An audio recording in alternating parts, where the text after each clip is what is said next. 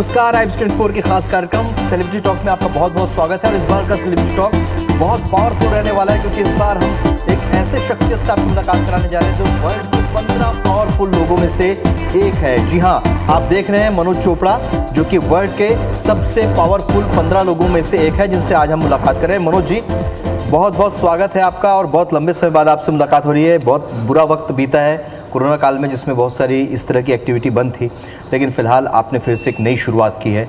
तो आज हम इस कार्यक्रम में चर्चा करेंगे आपके अपकमिंग प्रोजेक्ट्स के बारे में और अब तक की जो आपकी यात्रा रही है स्पोर्ट्स के फील्ड में, उसके बारे में। श्योर, नमस्कार।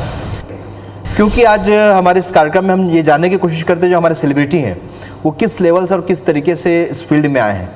आप इस फील्ड में हैं तो कैसे इस फील्ड में आना हुआ स्पोर्ट्स के प्रति, क्योंकि हमने देखा है कि बहुत ही आजकल के जो युवा हैं उनमें रुझान थोड़ा कम होता जा रहा है, तो कैसे पूरा रुझान आपका बढ़ा? नमस्कार, मेरा नाम मनोज चोपड़ा है। मैं पिछले 20 साल से हिंदुस्तान का सबसे ताकतवर आदमी हूँ, एशिया का स्ट्रॉन्गेस्ट मैन हूँ और दुनिया का टॉप 15 में आता हूँ। मैं रायपुर में पढ़ाई किया, रायपुर में बड़ा हुआ रायपुर में। मैं रायपुर में 1987 में मैंने जिम ज्वाइन किया था सप्रे स्कूल में। हमारे कोच थे, वो सिखाते थे इवन जैन, और मैंने बहुत सारे मेडल वगैरह लिए यहाँ पे। और फिर 90 में मैं सब छोड़ दिया था यहाँ पे। मैंने 5 साल किया यहाँ पे वेट लिफ्टिंग, पावर लिफ्टिंग जी। बहुत सारे मेडल मैंने दिए नगर निगम को। फिर 90 में बेंगलोर गया था ट्रैवल एजेंसी करने के लिए, पर ट्रैवल एजेंसी किया मैंने 6 साल, तो बिजनेस में ज़्यादा सक्सेस हुआ नहीं मैं। तो मुझे याद है मैं एक दिन बैठ के प्रोग्राम देखा था, दुनिया का सबसे ताकतवर आदमी। मैंने देखा कि पूरी दुनिया के लोग थे उसमें, सब हर कंट्री का एक रिप्रेजेंटेटिव था, पर हमारे देश का कोई था नहीं आदमी। मैं फिर सर्च किया मैंने और देखा कि हमारे देश में कोई गया ही नहीं आज तक। फिर मैंने 96 अप्रैल की बात है ये, फिर मैंने डिसाइड किया कि मैं बहुत हार्ड वर्क करूँगा, बहुत मेहनत करूँगा और एक दिन हमारे देश का झंडा दुनिया के ताकतवर आदमियों में लेके जाऊँगा। तो 96 से 2004 तक ऑलमोस्ट 9 ईयर्स में बहुत ट्रेनिंग की। सिखाने वाला था नहीं कोई, क्या करना है। फिर बेंगलोर में करता था। स्ट्रॉन्ग मैन में क्या होता है कि हवाई जहाज खींचना पड़ता है, कारें पलटी करनी पड़ती हैं, तो सब पूरी ट्रेनिंग मैंने बेंगलोर में की अपनी ट्रेनिंग वगैरह वहाँ पे मैंने। फिर ट्रेनिंग के बाद में मैं 2004 में मेरा सिलेक्शन हुआ।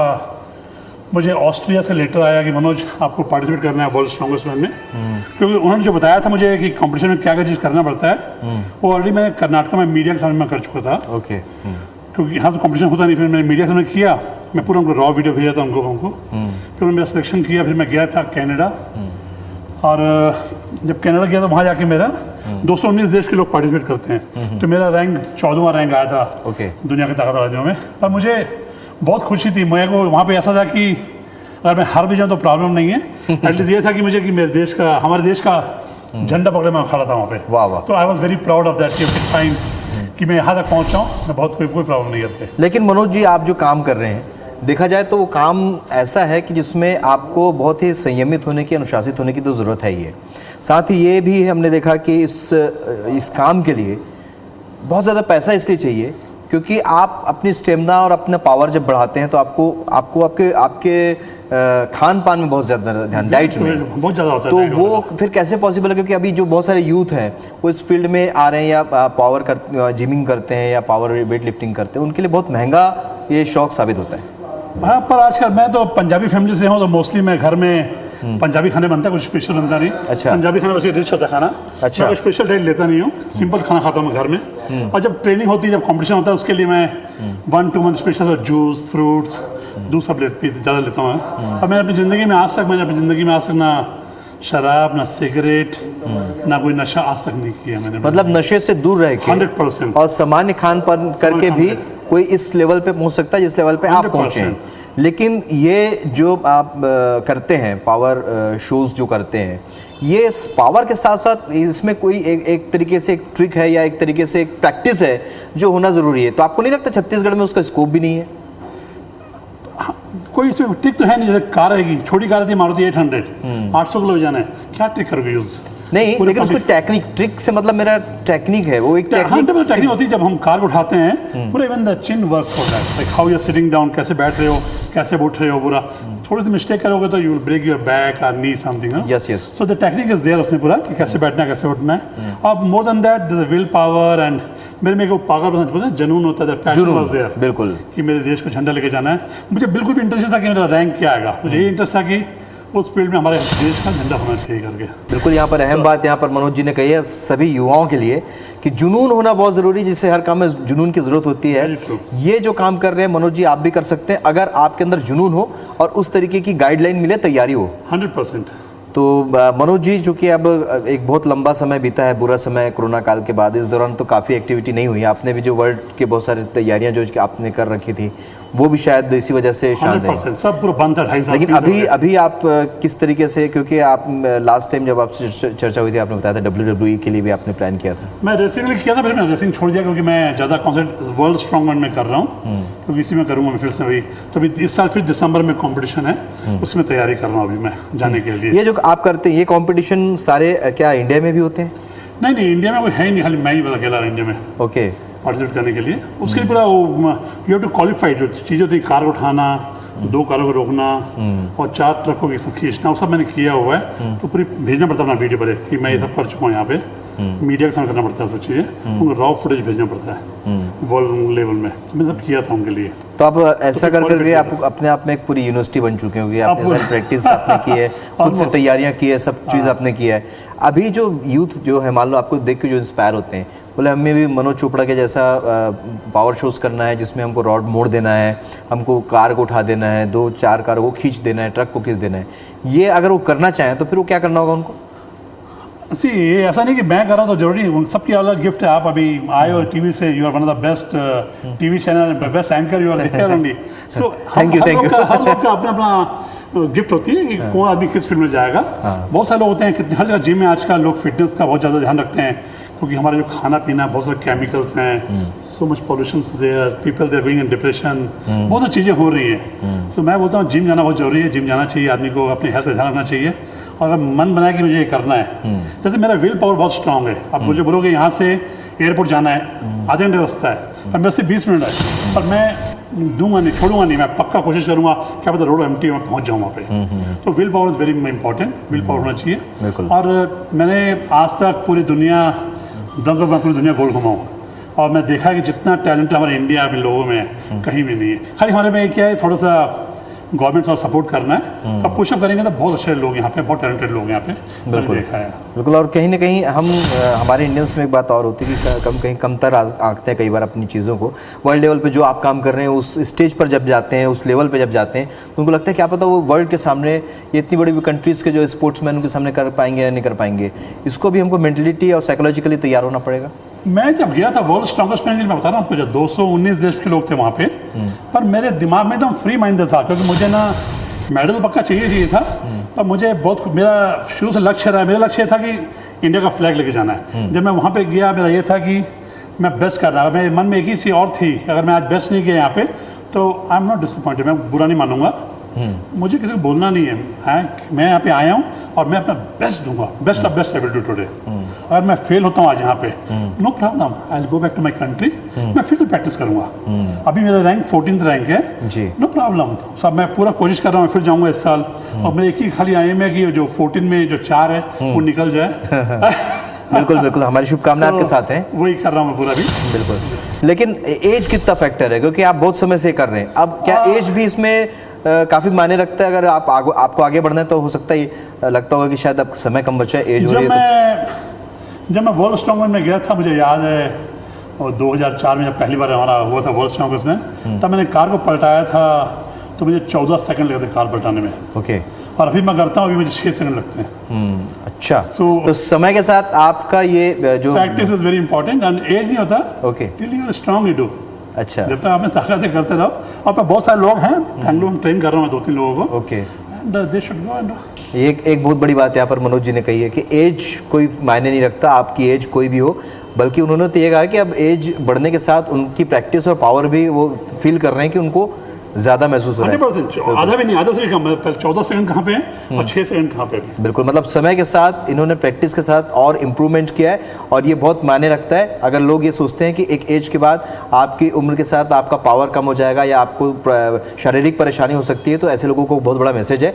मनोज चोपड़ा जी से और क्या क्या इनके खास इंसिडेंट रहे हैं जब वो वर्ल्ड लेवल पे गए और बहुत अलग अलग जगह पर उन्होंने प्रदर्शन किया, तो किस तरीके के इंसिडेंट उनके साथ रहे, और उनके बेटे से भी जुड़ा एक बहुत अच्छा इंसिडेंट है जो हमारे साथ शेयर करेंगे। सेलिब्रिटी टॉक में आज हम चर्चा कर रहे हैं वर्ल्ड के सबसे पावरफुल मैन से। 15 लोगों में, जो दुनिया के 15 पावरफुल लोग हैं उनमें वो शामिल है, और मनोज चोपड़ा जी क्योंकि रायपुर से हैं और ये उपलब्धि उन्होंने हासिल की है। बीते कई सालों से वो काफ़ी फेमस हैं, बहुत सारे इनके आप यूट्यूब में वीडियोस देख सकते हैं और बहुत सारे ऐसे शोज़ हैं जिसमें उन्होंने प्रेजेंट किया है।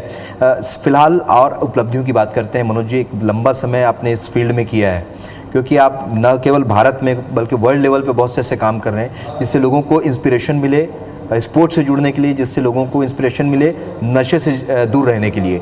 तो ये क्या कुछ इवेंट होते हैं जो आप बता रहे थे?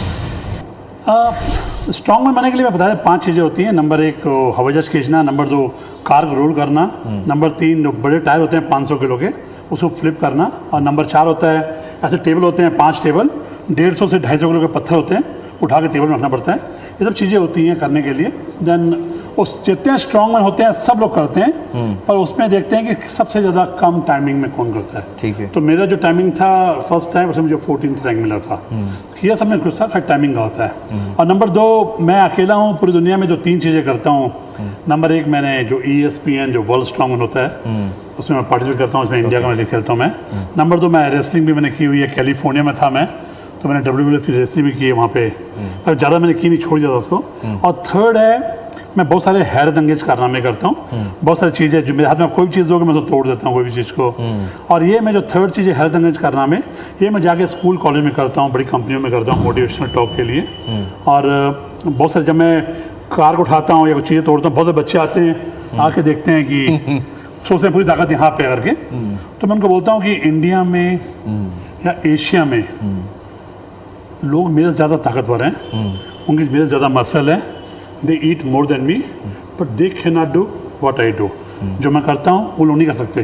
तो उसके लिए मैंने एक लक्ष्य में था, मैंने बहुत प्रैक्टिस की है बहुत सी चीज़ों की, and practice make the man perfect. आप बता रहे थे कुछ जेलों में जाकर। हाँ, मैं, और दूसरा ये था कि मैं जेलों में बहुत प्रोग्राम करता है। मैंने आज तक 200 जेलों में मैंने प्रोग्राम किया है। ओके। क्योंकि मैं जेल में जाता हूँ तो सब कहती हैं सब ने कुछ ना कुछ गलत काम किया है, सब जेल में। तो मैं बताता हूँ कि आप सब लोगों की बहुत ज़रूरत है हमारे सोसाइटी में, आप लोगों को आना है, बाहर अच्छा काम करना है। अभी आपने कर लिया जेल में, कोई बात नहीं, ठीक है आपने किया है जो भी गलत किया है, पर अभी आप वादा करो कि आगे से नहीं करूँगा करके। तो जेल का जो आप वो करते हैं, प्रोग्राम करते हैं, उसमें आप क्या बताते हैं कैदियों को? मैं जाके जब जितने लोग हैं लोग, बहुत सारे लोग ने तो मारा पीटी चोरी जो भी किया। ये सिर्फ भारत के नहीं, आप पूरे वर्ल्ड के जेल पूरे वर्ल्ड में किया। मैंने रायपुर में 2-3 बार जेल में गया हूँ। ओके। मैं किया हूँ कैदियों के लिए प्रोग्राम किया के लिए। नशे के लिए भी आप बहुत कुछ कर रहे हैं। नशे के लिए वेरी वेरी इंपॉर्टेंट। मैं तो मेरे से लोग पूछते हैं 3 चीज़ पूछते हैं। आप पहले पूछते हैं मेरा हाइट और वजन कितना, बोलता हूँ मैं 6.5 फीट मेरी हाइट है और ऑलमोस्ट मैं 250 किलो मेरा वजन है। ओके। और दूसरा मैं बताता हूँ कि मैं पंजाबी फैमिली से हूँ तो ज़्यादातर मोस्टली मैं पंजाबी खाना खाता हूँ। और थर्ड थिंग मैं बताता हूँ कि मैं कभी आज से मैंने छुआ भी नहीं कोई चीज़ को। मुझे मालूम है being in Punjabi family, almost मेरे जितने कजिन वगैरह हैं एवरीबडी ड्रिंक, कोई फंक्शन हो पंजाबी लोग ऐसे ही होता है। पर मैंने अपनी लाइफ में आज तक रहा नहीं, और शुरू से मेरा स्पोर्ट्स माइंड था कि स्पोर्ट्स में रहना है, कुछ करके दिखाना करके। तो स्पोर्ट्स के कारण मैं अलग उसमें अप्रोच में रहा। मैं पूरे जिम में स्पोर्ट्स वालों के साथ रहा ना, तो कभी मन में आया नहीं कि मुझे सिगरेट पीना है या शराब पीना है। कभी बहुत दूर रहा हूँ सब चीज़। मतलब ये आप इसी काम के लिए ही आप आए थे और ये काम आप कर रहे हैं जो आपने ठान रखा था। Sports is very very important in our life. Activity होती है, अच्छी हेल्थ होती है, बहुत जरूरी है स्पोर्ट्स।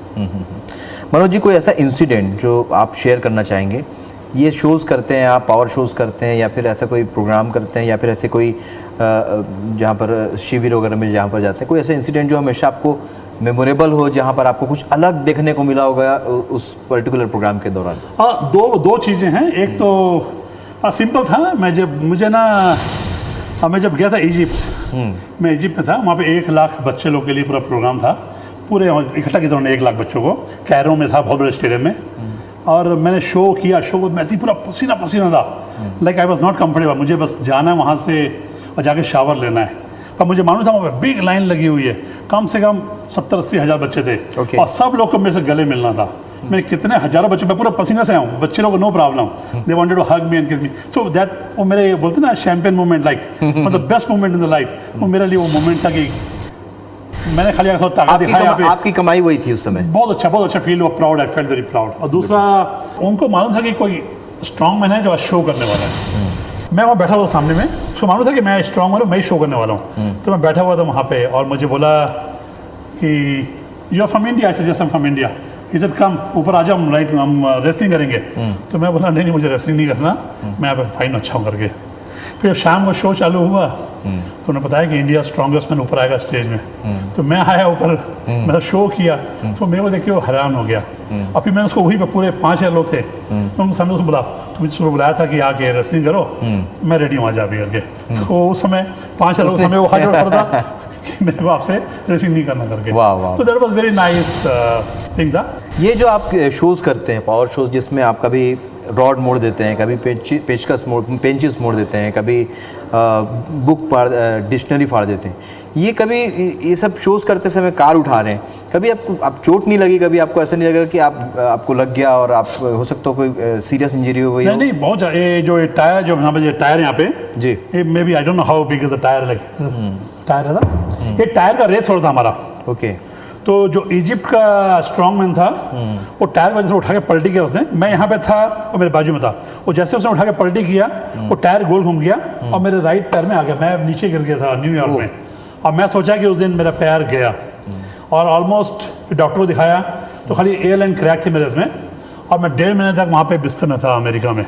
ओके। मैं उठ हिल भी नहीं पाता, इंजरी बहुत हुई है, बहुत बार हुई। इवन आप मैं बताया था आपको, बोले फाइनेंस के लिए बहुत प्रॉब्लम था। मैं जब अमेरिका में था, ट्रेनिंग में था, तो मुझे याद है वो ट्रेनिंग में मैं ट्रेनिंग करके हमारे सामने में ही, मतलब 2 किलोमीटर दूर एक इंडियन रेस्टोरेंट था। तो मैं इंडियन रेस्टोरेंट जाता था रोज़ खाना खाने के लिए। बफे था $15 का, मैं $15 जेब में रहते थे। तो मैं जाता था वहाँ पे 12 बजे और रेस्टोरेंट बंद होता था 3:30। तो मैं 12 बजे जाता था वहाँ पे और जाके मैं जैसे ही जाता था देखता था इतना बढ़िया खाना लगा हुआ है, अब मेरे पेट बहुत दर्द होता था कि खाना खा लूँ। अब मैं खाना खाता था, मैं 2 घंटे बैठा था वहाँ पे, सिर्फ बैठ के मैं पानी पीता था 2 घंटे। फिर मैं 2 बजे खाना खाता था और 3:30 तक बैठता था, 1 घंटा खाना खाता था। मैं ऐसा क्यों करता था कि 12 बजे मैं खाना खाऊंगा तो रात को फिर भूख लगेगी। तो मैं 2 से 3.5 खाता था कि लेट लंच और अर्ली डिनर। तो पैसा बहुत हार्ड था। अभी तो लोग देखते हैं, बोले मनोज तेरी लाइफ बेस्ट लाइफ है, तू अब कभी आज अमेरिका में, कल जापान में, but people they don't know behind the stage. तो जो मैं पैर टूटा, कितनी बार पसीना निकला, खून निकला, जो मेहनत किया, हाउ मेनी टाइम मेरे पैर की हड्डियाँ टूटी है, हाथ की हड्डी टूटी हुई है, कितना खून निकला मैं जानता हूँ। People they just see okay fine he is there only. तो जो स्ट्रगल रहा है, जो हार्ड रहा है, that I know, but I am very happy. मैं बहुत अच्छा लगता है मुझे कि मेरी सबसे बेस्ट प्राउड मोमेंट था जब वर्ल्ड स्ट्रॉन्गमैन में जब मैं इंडिया का झंडा लेकर खड़ा था। One of the best moment for me in my life. उससे अच्छा टाइम अभी तक आया नहीं। बिल्कुल, स्पोर्ट्समैन के लिए बहुत बड़ा थी। मैं पूरे दुनिया के लोग हैं उसमें मैं इंडिया का फ्लैग खड़ा था, और ये फर्स्ट टाइम इतिहास के अंदर में in the history of India, first Indian. ये बहुत सारे इंसिडेंट की हम बात करें जो बहुत अच्छे रोचक इंसिडेंट रहे। एक इंसिडेंट आपके बेटे से भी जुड़ा है, क्योंकि आपके बेटे की भी हाई पर्सनालिटी इक्वली आपके जैसी है। आप बता रहे थे कुछ, कभी वो स्कूल में जब वो क्लास में बैठते थे बिल्कुल अलग से दिखते थे। क्या वो आपके जैसे ही वो भी अभी तो उनको भी पावर का जिमिंग का शौक? अभी मेरी हाइट, मैं उसकी फ़ोटो दिखाता हूँ आपको। अभी मेरी हाइट तो 6.5 फीट है, मेरे बेटे की भी 6.5 फीट है, और मेरा वजन 250 किलो है, मेरे बेटे का वजन 200 किलो है। ओके। और स्कूल में यह था कि मैं उसके स्कूल पर गया था उससे मिलने के लिए, कुछ साल पहले की बात है। मैं उससे स्कूल गया था पूछने की कैसा पढ़ रहा है, और मालूम चला वो तो स्कूल जाता ही नहीं, 4 महीने स्कूल ही नहीं गया था। उसका प्रिंसिपल बहुत दोस्त था। तो मैं देखा, मैं बाहर आया, मैं पूछा वो साइकिल स्टैंड वाले से कि ये कैसे, मतलब क्या कर, आता नहीं आता? बोले आता रोज यहीं बैठा था, बोले साइकिल स्टैंड में, पढ़ता नहीं जाता। तो फिर बोला ठीक है, इसको स्ट्रॉन्गमैन बनाएंगे करके। तो फिर रिमेंबर है 2-3 बार मैंने उसको देखा, बोला करेगा नहीं करेगा। तो एक दिन क्या हुआ था, स्कूल से वापस आ रहा था वो, और जैसे आया वापस उसने बच्चे को गोदी में उठाया हुआ था, तो मैं बोला आशु ये बच्चा कौन है, गोदी में उठाया, और डैडी ये बच्चा नहीं मेरा क्लासमेट है, Okay. ये थक गया था तो मैं उसको गोदी में उठा के ला रहा हूँ करके। वाह। सो 2-3 चीज़ ऐसी हुई, फिर मतलब ठीक है तो स्ट्रॉन्ग नहीं बनना करके। So now he is there only. अभी तो सब अमेरिका में हम लोग ट्रेनिंग कर रहे हैं, हम लोग भी अमेरिका में। ओके, तो वो भी इसी की ट्रेनिंग कर रहे इसी की ट्रेनिंग कर रहा है। तो अभी क्या होगा, इस साल आखिरी में नवंबर में, अक्टूबर नवंबर में हम दोनों पार्टिसिपेट करना है Okay. इंडिया स्ट्रॉन्ग मैन में। Okay. हम दोनों में जो जीतेगा वो जाएगा वर्ल्ड स्ट्रॉन्गेस्ट मैन के लिए। ओहो, आपके और आपके बेटे की ही? हम दोनों में प्रैक्टिस है, वाह।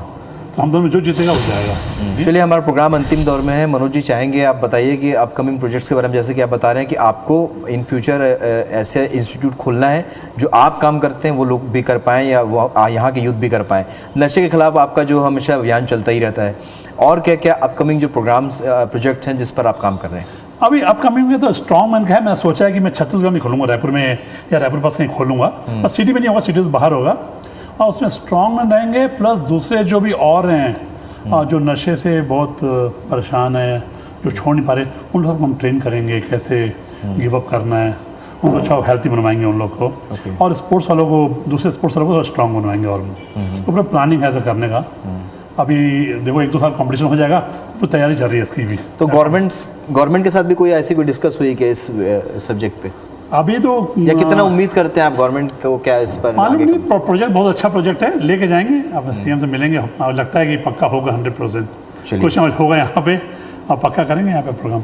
चलिए, उम्मीद करते हैं कि आपका जो मिशन आप लेकर चल रहे हैं, खासतौर पर स्पोर्ट्स के लिए यूथ को आगे लेकर जा रहे हैं, आप जो काम करते हैं पावर मैन का, स्ट्रॉन्ग मैन पावर का, ये काम जो आप आगे करना चाह रहे हैं, उस पर आप लगातार आगे बढ़ते हैं। हमारी शुभकामनाएं आपके साथ हैं। और हमसे बातचीत किया आपने इस चर्चा के लिए, और आप शामिल हुए, इतना समय निकाला, इसके लिए बहुत बहुत शुक्रिया। Thank you very much. Thank you very much. तो आज हमने चर्चा की है सेलिब्रिटी टॉक में वर्ल्ड के सबसे पावरफुल लोगों में से, 15 लोगों में से एक मनोज चोपड़ा से। और जैसा कि उन्होंने बताया कि भविष्य में उनकी एक बहुत बड़ी प्लानिंग है, वो जो काम करते हैं वो चाहते हैं कि आने वाले यूथ भी उस काम को सीखें, इसलिए वो एक इंस्टीट्यूट भी डालेंगे। साथ ही अहम बात ये कि नशे के खिलाफ वो लगातार अभियान चला रहे हैं। ऐसे में हम भी लोगों से और आपसे अपील करते हैं कि अगर आपका विल पावर मजबूत है और आप कुछ करना चाहते हैं, तो इन सारी चीज़ों को फॉलो कीजिए, और मनोज चोपड़ा जैसा कोई भी बन सकता है। तो सेलिब्रिटी टॉक में अगले एपिसोड में एक ऐसे ही पर्सनैलिटी से आपकी मुलाकात कराएंगे। तब तक के लिए दीजिए इजाज़त। नमस्कार।